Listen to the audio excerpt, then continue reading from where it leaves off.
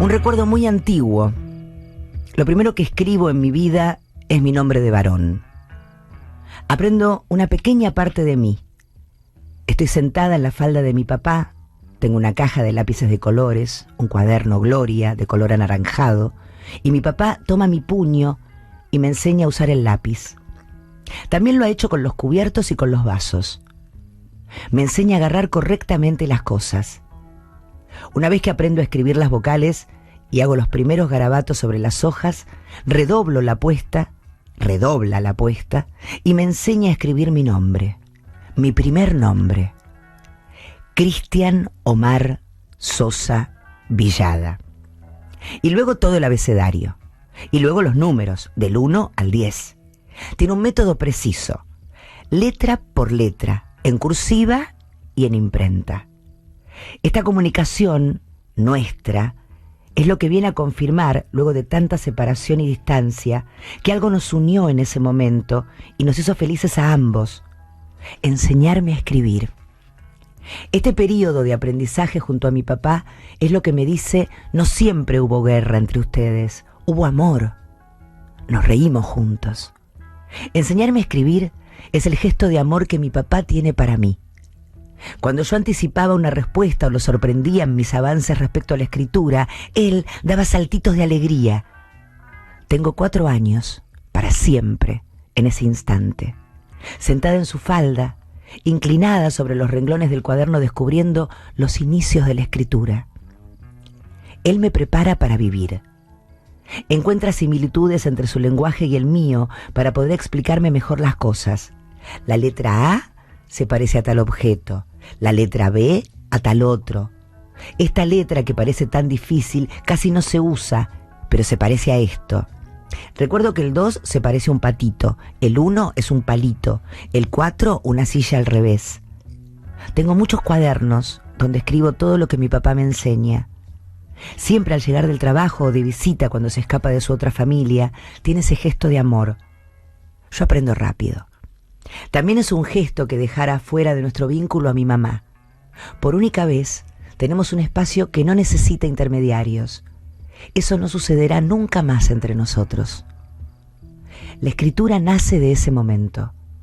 El deseo de escribir encuentra que soy fértil, que soy una hembra viable para incubarlo. Pone sus huevos y yo lo cargo dentro de mí como una madre. Ahora se presenta la oportunidad de escribir ese momento, el del origen de mi escritura.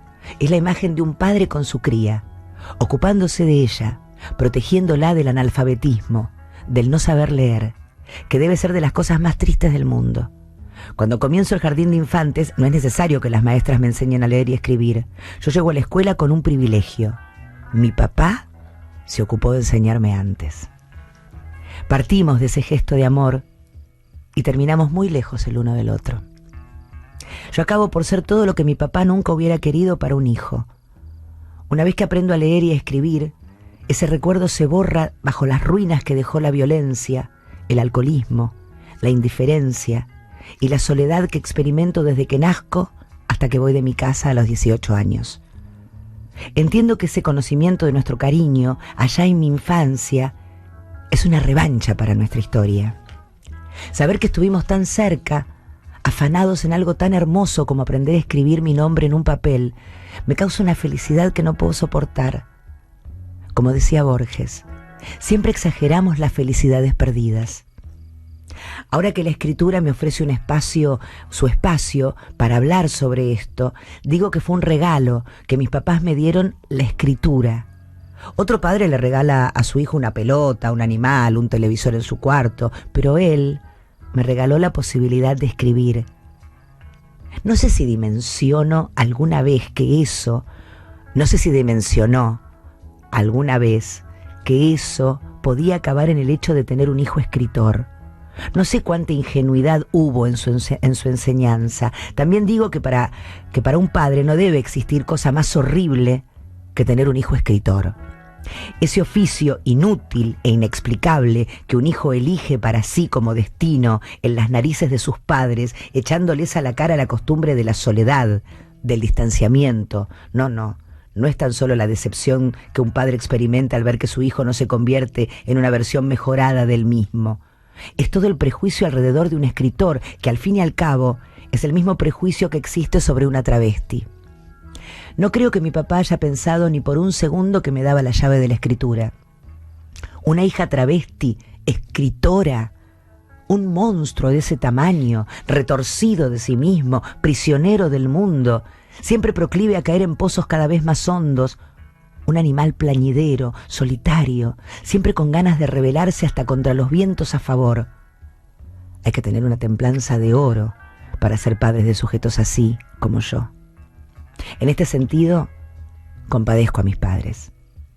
Mi papá nos había llevado a vivir a mi mamá y a mí a un pueblo llamado Los Sauces. En aquel entonces, la perspectiva de vivir en un pueblo como ese era deprimente. Hoy también lo es.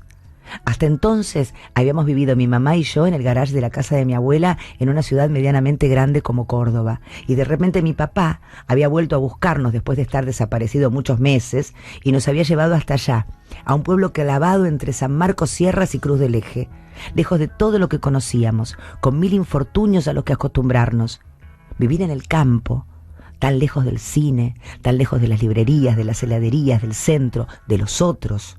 Vivir sin luz eléctrica, sin agua corriente, sin los ruidos de la ciudad que quiebran el silencio, sin amistades, con toda esa naturaleza reinando a nuestro alrededor y nosotras, mi mamá y yo, con miedo de todo. De los murciélagos, de los aullidos que nunca habíamos oído antes, de la proximidad del monte lleno de promesas y peligros. Mi papá ponía trampas a los gatos del monte y los zorros que nos mataban las gallinas, y aún así dormíamos cada noche con miedo de ser comidas por el mundo salvaje que nos rodeaba. En las trampas nunca cayeron ni los gatos del monte ni los zorros, pero sí una nutria a la que bautizamos Coca y que se quedó con nosotros como una mascota. Creció, engordó, se curó su pata lastimada por la trampa y luego volvió a su reino de nutrias en el arroyo. Ese arroyo que pasaba justo por nuestro patio, nunca algo más hermoso que el berro de su orilla. Las víboras venían a cambiar su piel en la galería de la casa. Los techos eran de madera y los murciélagos andaban como dueños y señores sobre nuestras cabezas. Las vinchucas se paseaban sobre nuestras ropas y mi mamá estaba muy triste. Tenía 27 años. Ahora que lo pienso, nadie con 27 años debería aceptar ser parte de un abandono tan feroz. Pero ella lo aceptó. Aceptó el abandono de mi papá, aceptó ser abandonada y ahí estábamos. Esa vida duró 2 años nada más, pero en esos 2 años yo sentí como comenzaba a abrirse en mí la herida de vivir con muchísimo vigor. Esto que escribo es para andar un rato con los pies untados en sal sobre esa herida. Llegó a mí en forma de cuentos infantiles, uno más importante que otro, son muchísimos. Cada vez que se representa la ocasión, mi mamá me regala un libro de cuentos infantiles. Conozco todos los clásicos. Ella se acuesta a mi lado y los lee.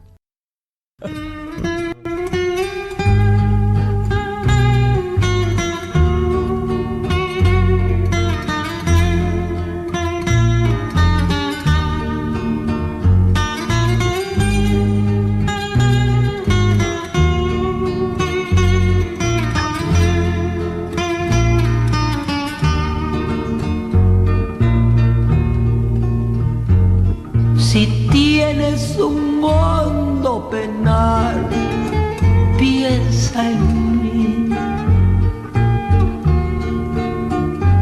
Si tienes ganas de llorar, piensa en mí. Ya ves que venero tu imagen divina. Siendo tan niña me enseñó a pecar.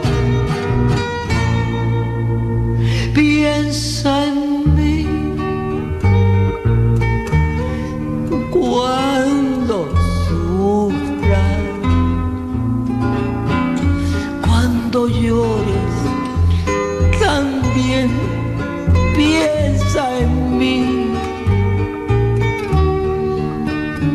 Cuando quieras quitarme la vida. No la quiero para nada, para nada me sirve sin ti. Piensa en mí cuando sufras, cuando llores, también piensa en mí. Cuando quieras quitarme la vida, no la quiero para nada, para nada me sirve sin ti.